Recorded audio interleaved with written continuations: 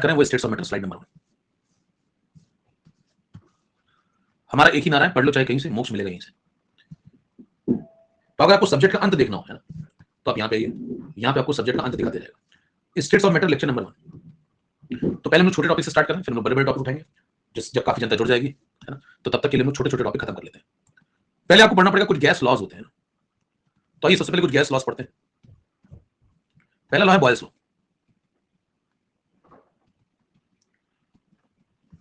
Boyle's law पहले, Boyle's law क्या कहता है, लिखें स्टेटमेंट, बयान।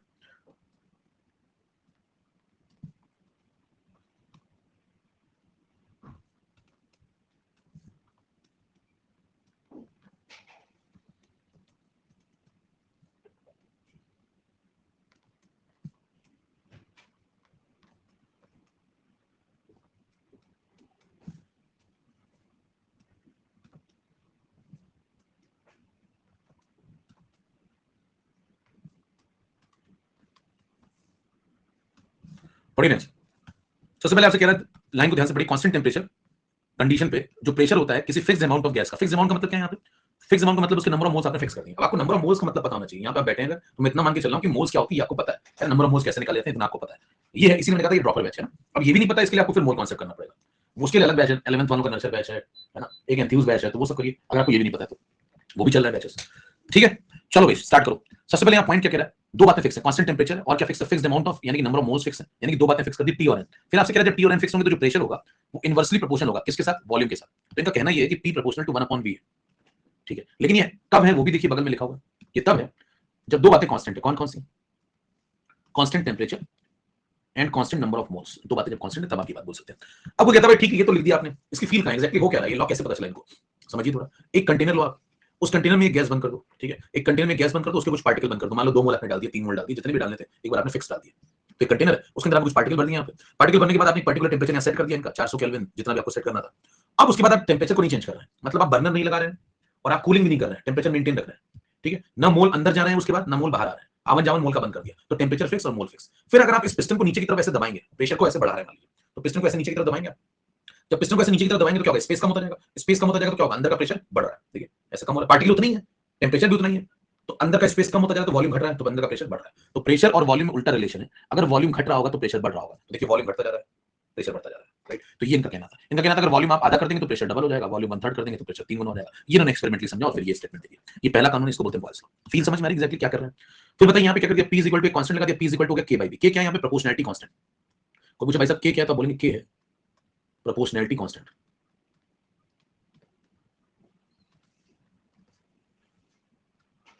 ठीक है आगे बढ़िए।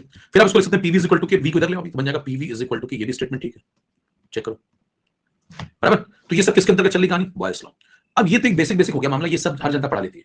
अब इसके बाद नए सवाल जो आते हैं, अभी आपने देखा होगा इस बार एक सवाल भी आया था है ना, एग्जैक्टली नोट का सवाल है, मैं प्रूव भी कर दूंगा, सब दिखा के स्क्रीनशॉट वगैरह, लेकिन अभी मैं टाइम नहीं मिला, अभी मैं जस्ट आया हूं बाहर से। तो आज ही मैं क्लास लेना स्टार्ट कर रहा हूं काफी दिन बाद, अब रेगुलर रहेगी क्लासेस। तो वो सब मैं दिखा दूंगा आपको कहां से पेपर कैसे क्या क्या, सब क्लास से बताएगी, बातों से आया।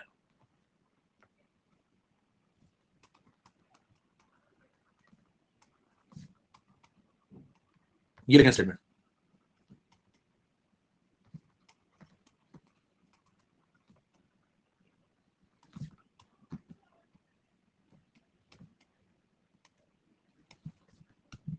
पढ़ने में क्या कहना चाहता है, कह रहा है कि दूसरे तरीके से बॉयल्स लॉ को रिप्रेजेंट करिए, कांस्टेंट टेंपरेचर पे जो प्रोडक्ट होता है मल्टीप्लिकेशन किसका, पी और वी का, for a fixed amount of gas, वो कांस्टेंट होगा। तो वही बात वही कह रहा है, पी इंटू वी कांस्टेंट होगा। देखिए कब कांस्टेंट होगा, जब टेंपरेचर और मोल कांस्टेंट हो जाता है। ये भी बॉयल्स लॉ है, को पूछा भाई साहब बॉयल्स लॉ का स्टेटमेंट ये सही है, यस ये भी सही है।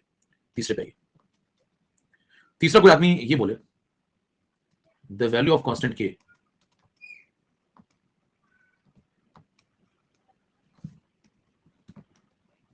अब देखिए धीरे धीरे गहराई बढ़ती जाएगी ना। बताइए ये बात के बारे में क्या विचार है आपके,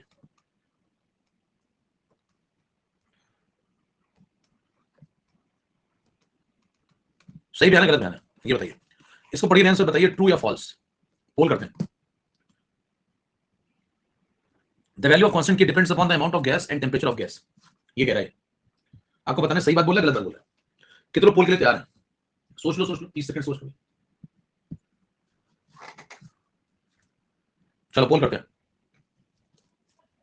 अच्छा अभी क्लासेस कब कब चलेंगी, हफ्ते में 5 दिन 1 1 घंटे की, ठीक है, एक हफ्ते में 5 घंटे आपको फिजिकल केमिस्ट्री पढ़ाई जाएगी। कब कब पढ़ाई जाएगी? मंडे, ये भी शेड्यूल भी नोट कर लो या शेड्यूल ना पता हो तो आपको, Monday, Tuesday, Wednesday, Thursday, Friday, ये 5 दिन है फिजिकल केमिस्ट्री। ठीक है, अभी कुछ दिनों से क्लासेस, थोड़ा पिछले 10 दिनों में एक भी क्लास नहीं हुई है ना, इसलिए हो सकता है कि कुछ क्लासेस संडे को इसके लिए शिफ्ट करी जाए। ठीक है, बाकी एक दो एक्स्ट्रा क्लास हो सकती है इस महीने, क्योंकि 10 दिन कोई क्लास नहीं हुई है, तो उसको कवर करने के लिए हम लोग थोड़ी सी एक्स्ट्रा क्लासेस लेंगे संडे को। तो एक आध क्लास आपकी संडे को मैं शिफ्ट कर रहा हूँ, ठीक है, जिससे कि सिलेबस भी चलता रहे सही रफ्तार में। तो 5 दिन रेगुलर रहेगी, मतलब हफ्ते में आपको रेगुलरली 5 दिन पढ़ना है, 5 घंटे, हर दिन 1 घंटे क्लास रहेगी, 12 से 1। ठीक है भाई, ये बयान के बारे में बताइए, ट्रू या फॉल्स?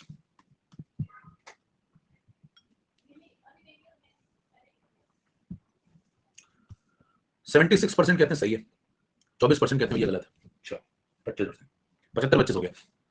और देखो, बयान बिल्कुल सही है। देखिए कांस्टेंट के जो है वो क्या कह रहा है, देखिए के उन बातों पे डिपेंड करता है जिन बातों को, देखिए कवि क्या कहना चाहते हैं, ध्यान सुनिए, के उन बातों पे डिपेंड करता है जिन बातों के कांस्टेंट होने से वो कांस्टेंट बनाता है। कोई मुझे भाई साहब ये बताइए, ये जो के आप यहां लिख रहे हैं क्या यूनिवर्सल कांस्टेंट है? नहीं, ये प्रोपोर्शनैलिटी कांस्टेंट है। प्रोपोर्शनैलिटी कांस्टेंट क्या होते हैं? प्रोपोर्शनैलिटी कांस्टेंट वो होते हैं जो हमेशा के लिए थोड़ी कांस्टेंट है। आज पूछा के की वैल्यू क्या है, क्या वो फिक्स है हमेशा सारे सवालों के लिए? नहीं, वो p टू v के बराबर है। तो एक क्वेश्चन के अंदर जब आप एक सवाल लगा रहे होंगे तो उसमें p और v का जो मल्टीप्लिकेशन होगा वो क्या होगा, तो अगले क्वेश्चन में हो सकता है p और v का मल्टीप्लिकेशन कुछ और हो। समझ पा रहे हैं? तो के कोई यूनिवर्सल कांस्टेंट नहीं है, आर जैसा नहीं है जैसा गैस कांस्टेंट होता है। के तो प्रोपोर्शनैलिटी कांस्टेंट है, वो बदल सकता है। अब अगर वो बदल सकता है तो सवाल है वो फिर कांस्टेंट क्यों? एक बार आप बोलो कांस्टेंट है, फिर आपके बदल सकता है।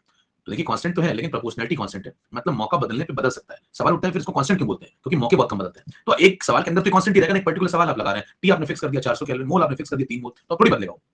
समझ रहे हैं? हाँ, लेकिन अगर आप ये चीजें चेंज कर दें जिन बातों के कांस्टेंट होने से, देखिए इन बातों के कांस्टेंट होने से ये कांस्टेंट हुआ था, तो अगर वो बातें बदल जाएंगी तो ये भी बदल जाएगा। क्या कह रहे, कभी समझ पा रहे हैं? जिन बातों के कांस्टेंट होने से वो कांस्टेंट हुआ करता था, अगर वो बातें बदल देंगे तो फिर वही कांस्टेंट भी बदल जाएगा। इसका मतलब के डिपेंड करता है, मैं आगे प्रूव भी कर दूंगा कि एकदम एग्जैक्टली ऐसा क्यों बोला मैंने। तो अगर आप आज की बात कोई पूछे कि के क्या यूनिवर्सल कांस्टेंट, आप बोलेंगे नहीं, के प्रोपोर्शनैलिटी कांस्टेंट है। के किन बातों पे डिपेंड करता है? तो आप कहेंगे के उन बातों पे डिपेंड करता है जिन बातों के कांस्टेंट होने से वो कांस्टेंट बनाता है। एनओटी ग्राफ पे 3 नंबर स्लाइड नंबर भी देखिए एकदम सिस्टमैटिक चलता जाता है। तो आपको बस क्लास में जो पढ़ाया जा रहा है ऐसे ही चलता रहेगा, लिख लिख के मैं पढ़ाता हूं, मैं पहले बता चुका हूं। अब तक आपको मेरे क्या समझ में आ गया होगा, आपको नोट्स वगैरह कैसे बनाने, क्या करना है। हम लोग 2 ग्राफ बनाने जा रहे हैं। पहला ग्राफ हम लोग बताएंगे प्रेशर वर्सेस वॉल्यूम, और इस क्लास में मैंने थोड़ा बेसिक बातें आपको बता दी, चैनल क्या है, ये क्या है, वो क्या है। अगली क्लास से हम लोग आएंगे और सीधे पढ़ना स्टार्ट कर देंगे तुरंत t = 0 से, और आगे की सारी क्लास में ऐसा ही होगा। पहली क्लास में थोड़ा सा बता दीजिए, नहीं तो आप फोन करके पूछेंगे।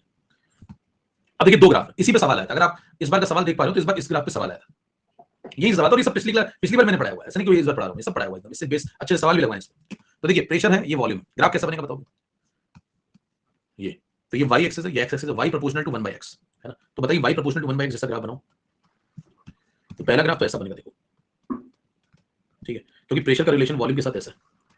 तो प्रेशर को आपने यहां पे लिया हुआ है, वॉल्यूम को आपने यहां पे लिया हुआ है, तो ग्राफ कुछ ऐसा बनेगा। ऐसा बनने का मतलब जो x 0 की तरफ जाएगा तो y इनफिनिट की तरफ जाएगा, और जो y 0 की तरफ जाएगा तो x इनफिनिट की तरफ जाएगा, रेक्टेंगुलर हाइपरबोला। ग्राफ कुछ ऐसा बनेगा। अब एक ग्राफ तो ये हो गया अभी, ठीक है। अब इस ग्राफ में ध्यान से देखिए, तो ये यहां भी नहीं कट कर रहा है। अगर आप सोचेंगे भाई साहब ये जाकर के यहां कट कर जाएगा, तो यहां भी नहीं कट करेगा, यहां भी नहीं कट करेगा, रेक्टेंगुलर हाइपरबोला है ना। जब एक 0 की तरफ जाएगा दूसरा वेरिएबल इनफिनिट की तरफ जाएगा, ठीक।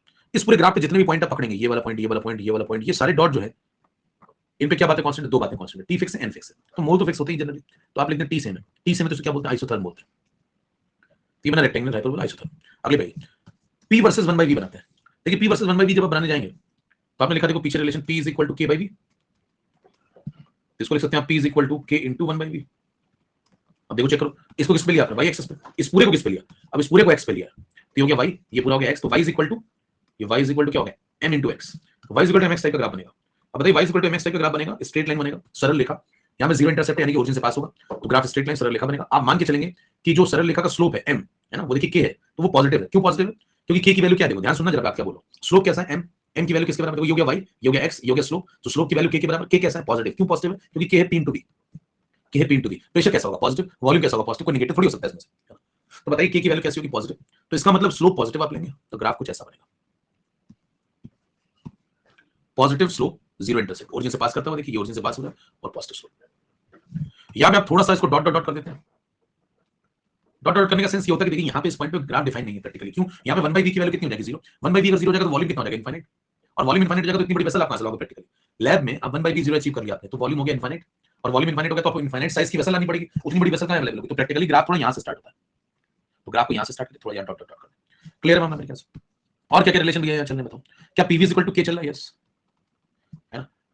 क्या p1 v1 = p2 v2 भी लिख सकते हैं? अगर आप 2 पॉइंट को पकड़ते हैं तो उसमें p1 v1 = p2 v2 चल रहा होगा। और क्या चल रहा होगा? P1 by P2 की जगह आप लिख सकते हैं V2 by V1, ये भी सही है। खींचते रहे, पहला काम समाप्त। इतनी बात कितनों को समझ में आ गई यहां तक? क्लियर? अगले पॉइंट पे, स्लाइड नंबर 4। अगला डिस्कशन है डेंसिटी के बारे में।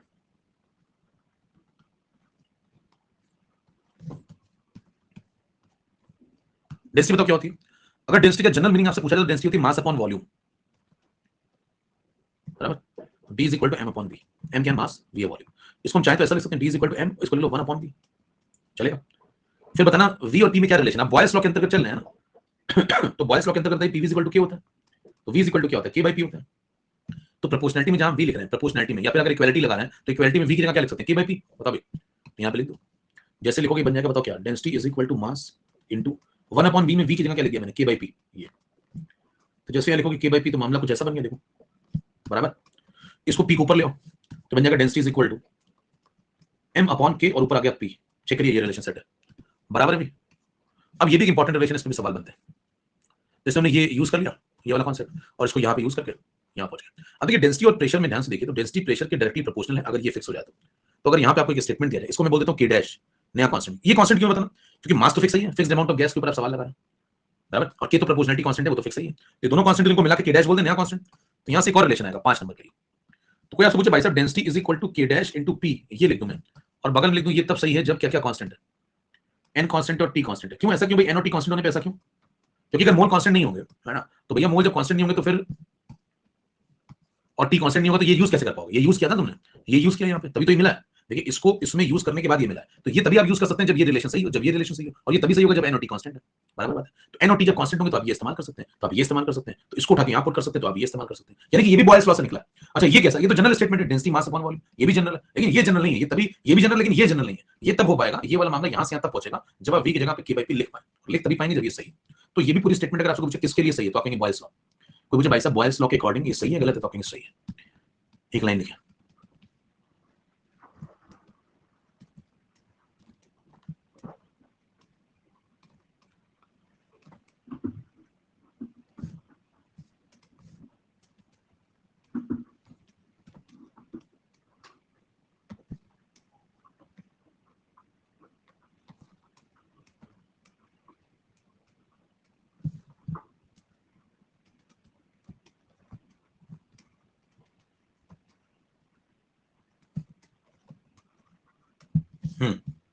पढ़ो भी क्या कह रहा है। कह रहा है कि अगर कांस्टेंट टेंपरेचर लेते हैं तो जो प्रेशर होता है वो डायरेक्टली प्रोपोर्शनल होता है किसके? डेंसिटी के। लेकिन अगर फिक्स्ड अमाउंट ऑफ गैस लिया जाए तो, यानी कि एन फिक्स कर दो, फिक्स्ड अमाउंट ऑफ गैस देखो मतलब एन फिक्स कर दो, टेंपरेचर कांस्टेंट मतलब टी फिक्स कर दो, तो जब एन और टी कांस्टेंट हो जाएंगे तो इसका कहना है कि प्रेशर और डेंसिटी एक दूसरे के डायरेक्टली प्रोपोर्शनल होंगे। तो सही बात बोला ना मैं, बोलो यही तो ऊपर लिखा हुआ देखो, डी और पी एक दूसरे के डायरेक्टली प्रोपोर्शनल। तो मुझे ये क्या है? Boyle's law. यस, ये भी बॉयल्स लॉ। समझ पा रहे हैं सवाल क्या? ये भी बॉयल्स लॉ। अब देखिए अच्छा सवाल कैसे बनता है। अब दो प्रकार के लोग पढ़ाई लिखाई करते हैं। एक वो जो सस्ती वाली पढ़ते हैं, वो केवल इतना पढ़ के निकल जाते हैं, ठीक है इतना हो गया बॉयल्स लॉ। दूसरे होते थोड़ा अंदर तक जाते हैं, यहाँ भी गए, यहाँ भी गए, सारी बातें क्लियर है। अब वो आपसे पूछेगा कैसे, कहेगा बॉयल्स लॉ पे सवाल है बढ़िया मार्क। और अब भैया पेपर का लेवल धीरे धीरे बढ़ता जा रहा है। मैं आपको फिर बता रहा हूं, मैंने पहले भी कहा था, लोग मान नहीं रहे। मैंने कहा कोरोना जैसे जैसे खत्म होगा अपने आप पेपर कठिन होगा, क्योंकि दुख में और दुख नहीं देना चाहते थे, इसलिए जो है पेपर थोड़ा आसान आ गया था बीच में। तो हर बार ऐसा नहीं होने वाला है। तो अब ये भूल जाइए कि पेपर एकदम वैसा वाला रहेगा जैसा कोरोना काल में था। अब आप लोग सब संतुष्ट हैं बिल्कुल, तो पेपर तो कठिन आएगा भैया। तो पूछेगा बॉयल्स लॉ के अकॉर्डिंग कौन सा सही है? पहला स्टेटमेंट ये कहेगा, ये स्टेटमेंट ए ऑप्शन। दूसरा स्टेटमेंट ये बी ऑप्शन। तीसरा स्टेटमेंट कह देगा सी ऑप्शन। चौथा कह देगा ऑल ऑफ दिस, सारे सही है। अब ये क्लैरिटी लोगों को नहीं होती, समझ रहे पॉइंट? कितना समझ में आ गई बात? चलो भाई ये हो गया 5 नंबर 6 नंबर पे।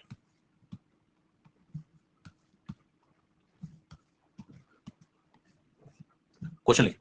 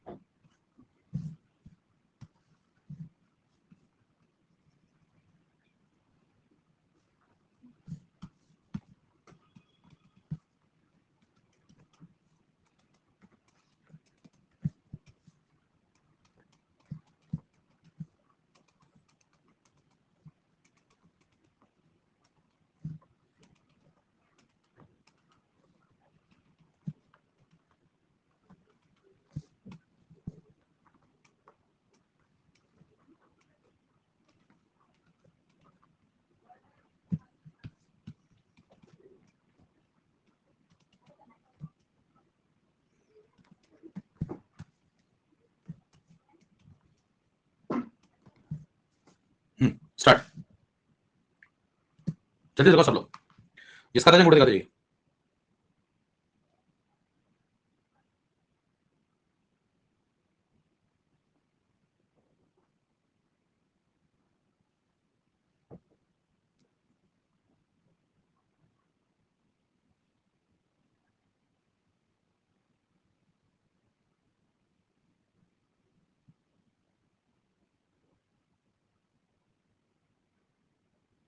बोल करें,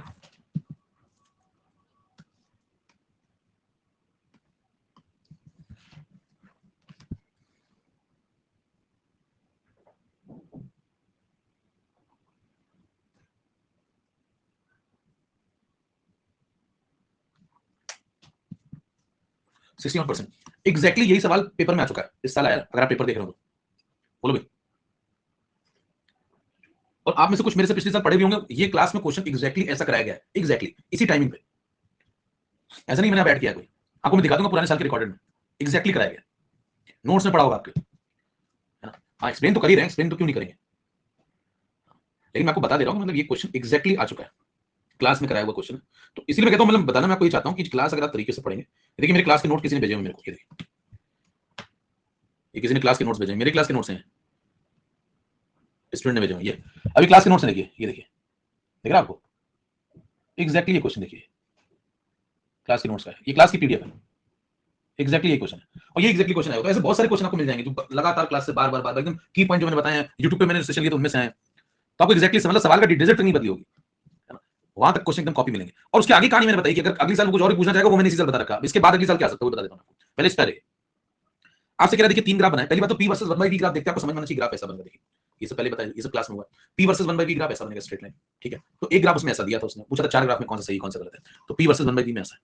अब ऐसा है तो उसमें कौन सा टेम्परेचर बढ़ा है ये भी उसमें मेंशन था, तो वो भी बता देते हैं कैसे। देखिए आप क्या करें, ऐसे सवालों में 2 तरीके होते हैं सवाल करने के। पहला, आप किसी अगर आप सस्ता तरीका देखें, जल्दी करने वाला, ज्यादा कॉन्सेप्चुअल नहीं, आप एक जगह पे खड़े हो जाएं, या फिर यहाँ पे या फिर यहाँ, मतलब एक प्रेशर पे खड़े हो जाएं और तीनों के ग्राफ देखें, और या फिर एक वॉल्यूम पे खड़े हो जाएं और तीनों के ग्राफ देखें, किसी भी जगह खड़े हो जाएं। तो मान लीजिए मैं यहाँ पे खड़ा हो गया, एक पर्टिकुलर 1/V की वैल्यू पे, 1/V की एक पर्टिकुलर वैल्यू ले ली, अब जाहिर सी बात है 1/V की वैल्यू पर्टिकुलर ली तो V की भी पर्टिकुलर वैल्यू है, एक पर्टिकुलर मतलब फिक्स वैल्यू, तो यहाँ खड़े हो ना, यहाँ पे हालांकि ये वॉल्यूम बदल रहा है, लेकिन अगर हम यहाँ थोड़ी देर खड़े होकर सोचें तब तो वॉल्यूम कांस्टेंट है ना, तो यहाँ पे वॉल्यूम कांस्टेंट है। इससे बताना, जब ऊपर गया तो यहाँ पे ग्राफ कट किया, यहाँ पे देखो जब ऊपर गया तो यहाँ पे ग्राफ कट किया, यहाँ पे जब ऊपर गया तो यहाँ पे ग्राफ कट किया, तो क्या तीनों जगह पे 3 वैल्यूज हैं प्रेशर की, एक ये वैल्यू, एक ये वैल्यू, एक ये वैल्यू, डिफरेंट डिफरेंट वैल्यू, बराबर है। तो एक पर्टिकुलर वॉल्यूम पे खड़े होने पे इस टेम्परेचर पे जाते हैं तो अलग प्रेशर मिलता है, इस टेम्परेचर पे जाते हैं तो अलग प्रेशर मिलता है, और इस टेम्परेचर पे जाते हैं तो अलग प्रेशर मिलता है। अब प्रश्न ये कि कौन सा वाला प्रेशर इन तीनों में ज्यादा है, तो देखिए ना ये वाला प्रेशर ज्यादा, देखो ये वाला प्रेशर, ये वाला प्रेशर, ये वाला, ये प्रेशर की एक्सेस है, कौन सा प्रेशर ज्यादा है, ये वाला, तो इसका प्रेशर सबसे ज्यादा है इन तीनों में, ठीक है। अब बताना अगर इसका प्रेशर सबसे ज्यादा तो टेम्परेचर इन तीनों में कौन ज्यादा है, इसके लिए आप PV equal to NRT use कर लोगे। अब आप देखिए ड्रॉपर हैं या फिर आप 12th पास आउट है तो आपको इतना तो बताओगे ना, पीवी इक्वल टू एनआरटी की इक्वेशन होती है, आइडियल गैस इक्वेशन, हालांकि मैं ये आगे प्रूव करूंगा, लेकिन फिलहाल तो आपको पता ही होगा ना। तो इसीलिए मैं कह रहा हूं ड्रॉपर बैच के अकॉर्डिंग चल रहा है मामला। अब ये क्वेश्चन अगर आपको पता तो यूज कर लो, बाद में प्रूव कर लेंगे। P equal to NRT into 1/V भी तो लिख सकते हैं, इसको भी बदल लो। अब बताओ n कैसा है इस पूरे खेल में, आप क्या कह रहे हैं, फिक्स्ड अमाउंट ऑफ गैस मतलब n कैसा, कांस्टेंट, ठीक है। r कैसा, कांस्टेंट, t कैसा, t यहां पे बदल रहा है अलग अलग जगहों पे, देखो इस ग्राफ में अलग, इसमें अलग, इसमें अलग। अच्छा प्रेशर और 1/V के आप बीच में ग्राफ बना रहे हैं, देखो ये प्रेशर है, ये 1/V है ना, प्रेशर और 1/V के बीच में ग्राफ। पहला तरीका सुन लो, P इक्वल टू एनआरटी समझ में आता है, कितने वेरिएबल इसके अंदर, जल्दी से बताओ कितने वेरिएबल दिख रहे हैं इसके अंदर, इस इक्वेशन में कितने वेरिएबल, 4, कौन कौन से, P V N और T। R तो यूनिवर्सल गैस कांस्टेंट है ना, वो कभी नहीं बदलता है, ठीक है। तो 4 वेरिएबल P V N और T। आप यहां खड़े हो गए तो बताओ V कैसा हो गया, सेम, यहाँ पे खड़े हो तो V क्या हो गया, सेम सबके लिए, सारे ग्राफ के लिए V हट गया, N तो सेम है ये क्योंकि फिक्स्ड अमाउंट लेके चल रहे हैं, तो V हटा N हटा, बचे कौन कौन, P और T। तो क्या P और T एक दूसरे के डायरेक्टली प्रोपोर्शनल हो जाएंगे, क्योंकि बाकी सब कांस्टेंट हो गए, V फिक्स हो गया, N फिक्स सही है, R फिक्स होता ही बचपन से, तो P और T एक दूसरे के साथ खेलेंगे, जिसका T ज्यादा है उसका P भी ज्यादा, बोलो भाई, और P इसका देखो ज्यादा है तो इसका T भी सबसे ज्यादा होगा, खत्म हो गया। इसका P सबसे ज्यादा है तो इसका T भी सबसे ज्यादा होगा, तो T1 की वैल्यू सबसे बड़ी होगी। कितनी बात समझ में आ गई। तो सवाल अगर आपको घटाघट करके निकलना है तो सवाल तो इतने में खत्म है, कुछ ज्यादा नहीं सोचना आपको, अगर आप अंदर घुसना चाहते हो तो आपकी इच्छा है, लेकिन पहली बात है कि सवाल खत्म है। P इक्वल टू 90 सोचा मैंने, R बचपन से कांस्टेंट है, एक पर्टिकुलर वॉल्यूम पे खड़े हो गए तो V भी फिक्स हो गया सब ग्राफ के लिए, V गया, R गया, N कांस्टेंट है ये, तो बचा P और T, जिसका P ज्यादा उसका T ज्यादा। P कहां पे ज्यादा, देखो इस पॉइंट पे देखो, इस पॉइंट पे देखो, इस पॉइंट पे देखो, P यहां ज्यादा है, ये प्रेशर देखो ज्यादा है ना तीनों में, और ये प्रेशर ज्यादा तो ये टेंपरेचर भी ज्यादा होगा, T1 बड़ा होगा, खत्म हो गया। अब अगर हम अंदर घुसना चाहते हो तो ये समझिए, बताइए एक सरल लिखा तो क्या इसका कोई स्लोप भी होगा, स्लोप कैसे मेजर करते हैं, अंदर घुसते हैं। स्लोप पहला तरीका कितना समझ में आ गया, पहला तरीका क्लियर है क्या, मतलब सवाल तो खत्म है ना, यही सवाल आया था एक्चुअली, T1 T2 T3 में T1 बड़ा होगा और ये ग्राफ होगा, एकदम एक्जैक्टली ये क्वेश्चन क्लास में हो चुका है पिछले साल। तो मैंने कह रहा हूं अगर आप तरीके से क्लास करेंगे तो सारे क्वेश्चन आपके सही होंगे फिजिकल केमिस्ट्री। अब देखिए, और फिजिक्स के भी क्वेश्चन सही होंगे, मैं थर्मो ऐसे पढ़ाऊंगा आपको, states of matter, thermo atomic structure, तो वहां भी फायदा मिलेगा। पिछले साल भी 3 सवाल आए थे डायरेक्ट क्लास में, बताइए बात, 3 4 5 सवाल आए थे। आइए देखें, तो प्रेशर और वॉल्यूम है ना, P और 1/v के बीच में ये रिलेशन है। देखो y पे आपने क्या लिया, प्रेशर लिया, x पे क्या लिया, 1/v लिया हुआ है, तो यहाँ प्रेशर, यहाँ 1/v है, ये y एक्सिस है, ये x एक्सिस है, ये पूरा x है। तो y और x, तो ये बन गया स्लोप। बताओ ये m का काम करेगा क्या, स्लोप का काम करेगा क्या? तो nRT किसका काम करेगा बताओ, nRT स्लोप का काम करेगा। अब अगर nRT स्लोप का काम करेगा तो बताइए स्लोप क्या वेरिएबल है या कांस्टेंट है? टाइप करना भी जरा, बताना इन ग्राफ्स में स्लोप वेरिएबल है या कांस्टेंट है? वेरिएबल। अलग अलग ग्राफ में अलग अलग स्लोप है, एक ग्राफ में कांस्टेंट है। अगर मुझे बताना इस ग्राफ का स्लोप कैसा, कांस्टेंट, इसका स्लोप कैसा, कांस्टेंट, इसका कांस्टेंट, लेकिन इन तीनों का वेरिएबल। तो बताइए इन तीनों में क्या अलग अलग स्लोप है? स्लोप कैसे मेजर करते हैं बताओ? स्ट्रेट लाइन, सरल रेखा का स्लोप बताइए कैसे मेजर करते हैं? पॉजिटिव एक्स एक्सिस से एंटी क्लॉकवाइज घूमते हैं। दो प्रकार की एक्स एक्सिस होती है, एक पॉजिटिव एक नेगेटिव। देखो पॉजिटिव इस तरफ होती है, नेगेटिव इस तरफ होती है ना, तो पॉजिटिव एक्स एक्सिस ये, इससे कहां घूमेंगे, एंटी क्लॉकवाइज ऐसे। और जब तक आपको लाइन ना मिल जाए तब तक घूमते रहिए। एंगल मिल गया, ये लाइन मिल गई, एंगल मेजर करिए, थीटा मिला, tan अप्लाई करिए, tan थीटा स्लोप है। तो बताना क्या इसका स्लोप मिल जाएगा, इसका स्लोप भी मिल जाएगा, इसका स्लोप भी मिल जाएगा, तीनों के स्लोप अलग अलग है। तो स्लोप डिपेंड किस पे कर रहा है, एनआरटी पे। अच्छा स्लोप क्या होता है एग्जैक्टली, इन दोनों के बीच का स्लोप जो होता है वो आपने पीछे पढ़ा हुआ है, याद करिए थोड़ा सा। क्या पी वी इक्वल टू के लिखा था आपने पीछे? क्या पी इक्वल टू के बाई वी लिखा था आपने पीछे? क्या पी इक्वल टू के इंटू 1/v लिखा था आपने? ये भी तो बॉयस वाई चला ना भैया। तो बताइए पीछे आपने जब p और 1/v के बीच में ग्राफ बनाया था तो लिखा था y is equal to mx plus c और c था 0। तो बताओ स्लोप कौन है? स्लोप ही तो k है। अब आप सारी बातों को जोड़िए, बताइए जब आप प्रेशर और 1/v के बीच में ग्राफ बनाते हैं तो जो स्लोप आता है वो k होता है, वही m है। तो जो मेरा m है स्लोप वही k है। तो आप किसको किसको सेम लिख सकते हैं, स्लोप को, m को, k को। और स्लोप है किसके बराबर, nRT के बराबर। यहां से देखो, यहां से देखो तो स्लोप किसके बराबर है, k के बराबर। और यहां से देखो तो स्लोप किसके बराबर है, nRT के बराबर। तो k ही तो nRT है। हेलो भैया, बात समझ पा रहे हैं? तो स्लोप ही k है, और k किस पे डिपेंड करेगा, k तीन बातों पे डिपेंड करेगा। किस पे, n पे, r पे और t पे। तो बताइए क्या स्लोप ही m है और स्लोप ही k nRT है? देखिए स्लोप ही m है, स्लोप ही k है और यही nRT है। तो क्या k की वैल्यू तीन बातों पे डिपेंड करनी चाहिए, किस पे, n पे, r पे और t पे। अब r तो कहेगा भाई साहब हम तो यूनिवर्सल गैस कांस्टेंट हमें तो बख्श दो, हम तो कोई बदलते ही नहीं है। बचे कितने लोग, बचे दो लोग, कौन कौन से? एक तो n बचा, एक तो n बचा, और एक क्या बचा, एक बचा t। तो बताइए क्या स्लोप n और t पे डिपेंड करेगा? तो अगर आपसे कहा जाए कि बताइए स्लोप क्या किन बातों पे डिपेंड करता है, तो क्या बोलेंगे? स्लोप एक तो डिपेंड कर रहा है n पे और एक स्लोप डिपेंड कर रहा है t पे, क्योंकि r तो यूनिवर्सल गैस कांस्टेंट है, वो तो कभी नहीं बदलेगा। ठीक है, तो अगर मुझे स्लोप इन ग्राफ का किस पे डिपेंड करता है तो आप कहेंगे n पे और t पे। और स्लोप है क्या, स्लोप ही तो k है, तो k किस पे डिपेंड करेगा, n और t पे। मैंने आपको कहा था थोड़ी देर में प्रूव कर दूंगा। बताना यहां मैंने बोला था आपसे प्रूव करने को, क्या ये लाइन प्रूव हो गई? कांस्टेंट k डिपेंड करता है n पे और t पे। कितनों को बात समझ में आई? ये वाली लाइन कांस्टेंट k ही तो स्लोप है उन ग्राफ का, और वो डिपेंड करता है n पे और t पे। ये असली बॉयल्स लॉ है। बाकी वो एक लाइन वाला तो बहुत लोग पढ़ लेते हैं। अब क्या आपको बॉयल्स लॉ के अंदर सारी बातें समझ में आ रही है? कोई पूछे भाई साहब के किन बातों पे डिपेंड करता है, तो कहेंगे जिन बातों के कांस्टेंट होने से वो कांस्टेंट हुआ था, अगर वो बातें बदल जाएंगी तो बदल जाएगा। यानी कि डिपेंड करता है n पे और k डिपेंड करता है t पे। ये प्रूव हो गया। अब आइए जरा सवाल लगा लेते हैं। सवाल क्या कहता है, जिसका स्लोप ज्यादा उसका m ज्यादा, जिसका m ज्यादा उसका k ज्यादा, और जिसका k ज्यादा उसका nRT ज्यादा। अब nRT में r तो फिक्स है, n तो सबके लिए सेम है, फिक्स्ड अमाउंट सब में, तीनों में n n n। तो मैं क्या बोल रहा हूं, जिसका स्लोप ज्यादा उसका m ज्यादा, उसका k ज्यादा, और k जिसका ज्यादा उसका nRT ज्यादा। n सबका सेम है, r सबका सेम है, तो जिसका स्लोप ज्यादा उसका टेंपरेचर भी ज्यादा। बोलो भाई कितनों को बात समझ में? अब बताओ इन तीनों में स्लोप किसका ज्यादा है? क्या ये एंगल सबसे बड़ा नजर आ रहा है आपको? देखो अगर आप यहां से नापे तो एक ही एंगल है, एक ही एंगल है, एक ही एंगल है, तो क्या ये एंगल बड़ा है थीटा? तो क्या इसका स्लोप सबसे बड़ा है? स्लोप बड़ा तो बताइए इसका एनआरटी भी बड़ा, स्लोप बड़ा तो इसका एनआरटी बड़ा, और एन और आर तो सेम है तो इसका टी बड़ा, तो यानी कि इसका टेंपरेचर सबसे बड़ा है। क्या दूसरा तरीका समझ में आ गया सबको? कितनों को दूसरा तरीका भी समझ में आ गया? दोनों तरीके क्लियर है क्या? बोलो भी, दोनों तरीके क्लियर है। और सारे स्टेटमेंट आपको क्लियर हो गए क्या? आपकी क्या बोल रहा था एग्जैक्टली पहले कि के किन बातों पर डिपेंड करता है, सब क्लियर है एकदम। बॉयस लॉ ये है एग्जैक्टली, और एग्जैक्टली इस पर सवाल आ चुके। ठीक है भाई, अब इसी तरीके से हम लोग और आगे बढ़ेंगे। तो आज क्या थोड़ा ज्यादा पढ़ाई लिखाई उतनी नहीं हो पाई। अगले टाइम से हम लोग क्या है, सब होगा, यहाँ सारे चैप्टर होंगे, आप टेंशन मत लीजिए। लेकिन मूल कॉन्सेप्ट यहाँ पहले नहीं होगा, है ना। मान के चलो मूल थोड़ा बहुत आपको आता है, हम लोग स्टेट्स ऑफ मैटर कर रहे हैं इसलिए। तो आज के लिए इतना ही। आशा करते हैं आशा को भी समझ में आएगा। नेक्स्ट टाइम से हम लोग आते ही पढ़ना शुरू कर देंगे। आज मैंने आपको सारी जानकारी दी, उसमें थोड़ा टाइम लग गया। अगले टाइम हम लोग आते ही शुरू हो जाएंगे एकदम फटाफट। ठीक है, जितनी बातें आपको कही फॉलो कर लीजिए, चैनल फॉलो कर लीजिए, क्लास का शेड्यूल लिख लीजिए। 5 दिन होगी क्लास, 12 से 1 टाइम।